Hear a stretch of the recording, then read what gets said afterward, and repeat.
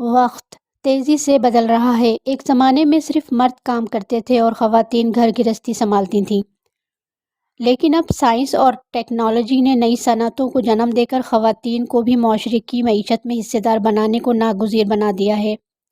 آج خواتین کے حقوق کا شعور بڑھ رہا ہے۔ تعلیمی حق کے حصول کے بعد اب وہ چاہتی ہیں کہ مختلف شعبوں میں بہترین کردار ادا کر کے انفرادی اور اجتماعی فائدے کے لیے کام کریں۔ یہی وجہ ہے کہ خواتین ملازمتوں کے حوالے سے مختلف شعبوں میں جدوجہد کر رہی ہیں۔ ان میں دو طرح کی خواتین شامل ہیں، ایک وہ جو اپنے خاندان کے نامساعد حالات کی وجہ سے اپنے کنبے کی کفالت اور اپنے شوہر کا ہاتھ بٹانے کے لیے کام کرتی ہیں، اور دوسری وہ جو اپنی صلاحیتوں کے اظہار کے لیے کام کرتی ہیں تاکہ وہ اپنی صلاحیتوں کو معاشرے میں منوا سکیں اور قومی معاشی ترقی میں کوئی کردار ادا کر سکیں۔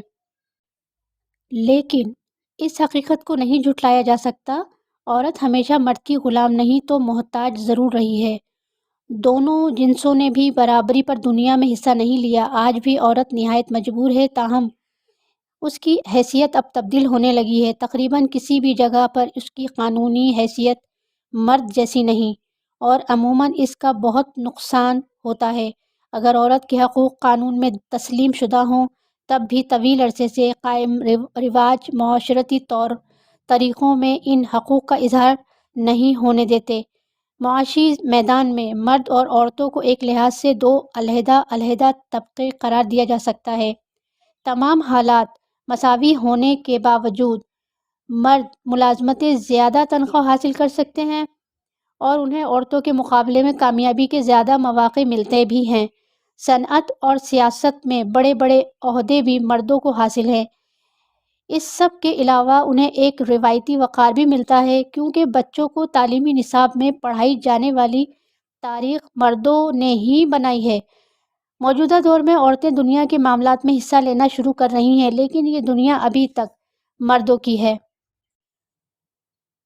لیکن ان سب کے باوجود خواتین پوری دنیا میں مختلف شعبوں میں آگے بڑھ رہی ہیں۔ اس وقت تجارتی میدان میں صورتحال یہ ہے کہ دنیا کے 188 ممالک میں سے 67 ملکوں میں 224 ملین خواتین تجارت یا کاروبار شروع کر چکی ہیں۔ اس کی تصدیق ورلڈ بینک کر چکا ہے۔